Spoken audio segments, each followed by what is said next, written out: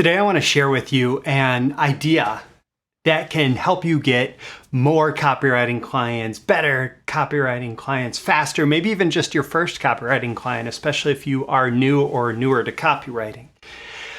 But here's the thing. This is not going to feel like a shortcut unless you try it, until you try it. This is something that you're going to feel like, oh, but this is it's taking me away from my big goals. And yet, if you try it, I think that you'll realize that this is one of the fastest ways that you can get to whatever big goal you have for yourself as a copywriter. So I'm Roy Furr. This is Breakthrough Marketing Secrets. It's Mailbox Monday, which is the weekly episode of Breakthrough Marketing Secrets dedicated to answering your questions about copywriting, marketing, business building, and more. And today it's kind of a mashup because I get so many questions about, oh, I'm new to copywriting. How do I get copywriting clients? That, I just, as I was scrolling through, I couldn't pick one. And so I decided I would provide more of a general response with this idea. So let's dive in. These are the proven direct response marketing, copywriting, and entrepreneurship success strategies you can use today to write your own ticket and create the life you want. I am Roy Furr, and this is Breakthrough Marketing Secrets. Now, here's today's breakthrough. All right. So first things first, today's episode is sponsored by me, as usual. But if you're checking this out and you are interested in getting copywriting clients, you're going to want to check out my free web class. It's happening this Thursday. It'll be on February 24th, 2022. It's called an action plan for getting copywriting clients. That's at btms.net/copyclients. And the link is in the description if you'd like to check it out. And basically, I'm going to break down, how to get copywriting clients, especially if you are newer to this, trying to get your first client or trying to get better clients. So back to this doesn't feel like a shortcut until you try it lesson that I have for you today. My recommendation, my idea for you, and I know that this isn't going to apply to everybody, but I know that there's a significant chunk of my audience who wants copywriting clients and who's not getting them for this reason.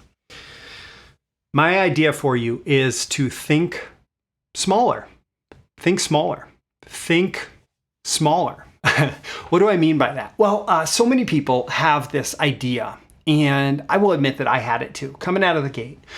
So excited to do things like big sales letters, big direct response campaigns, webinars, do video sales letters, do all these big things that we talk about where the best copywriters in the world learn to master these different types of copy, right?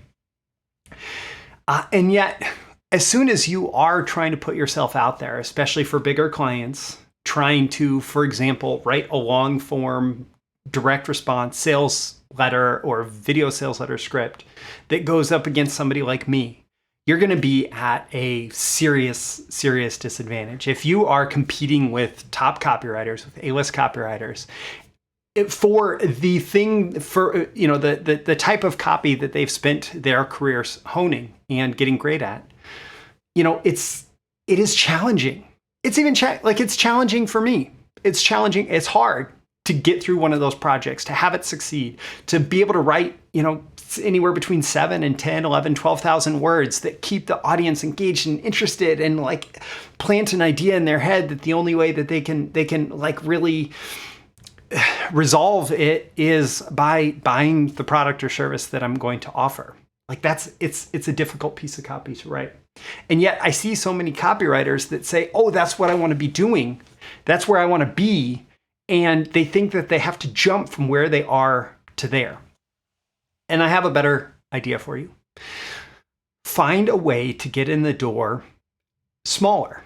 Find a way to develop your skills through practicing copy, getting copy out into the marketplace as fast as possible, as much as possible, and learning what people respond to, what people click on, what people read, etc. So my recommendation for you there is instead, even if your goal, so for me, my goal was I want to write long sales letters. I want to write the big stuff, right? Still, my first job in marketing was writing a whole bunch of short copy, writing emails, writing landing pages that weren't sales letter landing page, just short landing pages directing people elsewhere, writing product descriptions, writing press releases, writing newsletters, right? Like all of this stuff that we don't think of as like the big bucks direct response copy, right? And the other thing is I was writing for a smaller company that was not one of the big direct response companies that we all like these are the awesome people to go work with because they'll make tens of millions of dollars with a winning promotion, right? That's not where I started. And yet I wouldn't trade where I started for anything, because where I started gave me a lot of experience and a lot of opportunities to succeed and to fail, to learn, right? Gave me a lot of opportunities before I even took on this bigger challenge of writing big sales letters. And so if you can find an opportunity doing short copy, doing emails, doing advertorials, little landing pages, not like the big sales letter landing pages, ads that you can test like Facebook ads or YouTube ad scripts or whatever, or even if you could find an opportunity where you are maybe the junior copywriter for a copywriter who's doing big promotions, where you help them, with research, and you help them with little pieces of the copy, but not like the big stuff, right? Any kind of opportunity like that where you can get just a ton of experience fast is probably going to be much better for you, and it will be a shortcut towards whatever outcome you seek to create in your life, right? So if you want to get good at copy so that you can write, webinar scripts or VSLs or whatever, there's nothing wrong with learning those skills right now.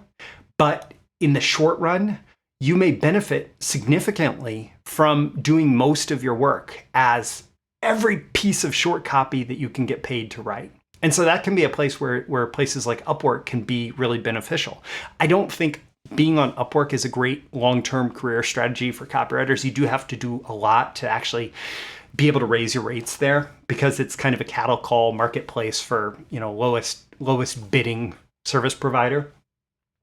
But if you need to get a bunch of experience fast, having a pretty good Upwork profile and being willing to take on a bunch of jobs so that you can put in the reps, so that you can do this stuff, so that you can get some experience, that can be hugely beneficial to you.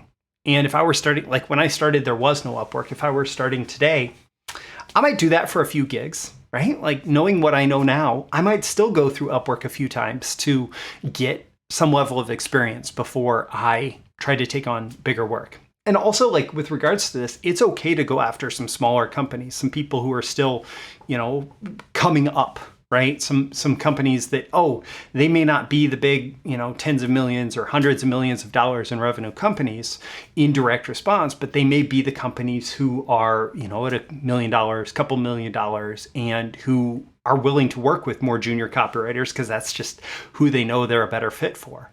And so finding those and finding ways to like show up and say, hey, I'm willing to help you in whatever way I can with writing copy, it can be hugely beneficial to you. In terms of, number one, you're going to get paid versus not getting paid, trying to get these big projects that you're not getting. But number two, getting a bunch of experience quick with shorter copy so that you can really get a better sense of what's working and what's not with your own particular copywriting. All right, so I hope that's helpful. I don't mean to squash dreams here. I do think that this is a shortcut for a lot of people who maybe are trying to like play in the big leagues a little too fast, or the parallel here would be for like weightlifting, right? If I tried to get under a 500-pound bar and do like even just one bench press on a 500-pound bar, it would squash me because I haven't built up the strength. I haven't built up the capability. It's not something that I'm capable of doing right now. And so if you want to be able to lift heavy weights, you work up to lifting heavy weights. And so there's a training program that involves doing a lot of lifting at lower weights and then more lifting at slightly higher weights and more lifting at slightly higher weights until you get to the thresholds that you are aiming for. And, the same thing works for any kind of skill or ability. So I'm Roy for this is Breakthrough Marketing Secrets. I hope that you found this valuable. With every episode, I'm here trying to help you increase your marketing genius, whether that is growing your own business or growing client businesses. Don't forget, if you have a question that you'd like to have answered in an upcoming episode of Breakthrough Marketing Secrets, the link is in the description to that. Also, don't forget that I am doing a web class. It's on Thursday, February 24th, 2022.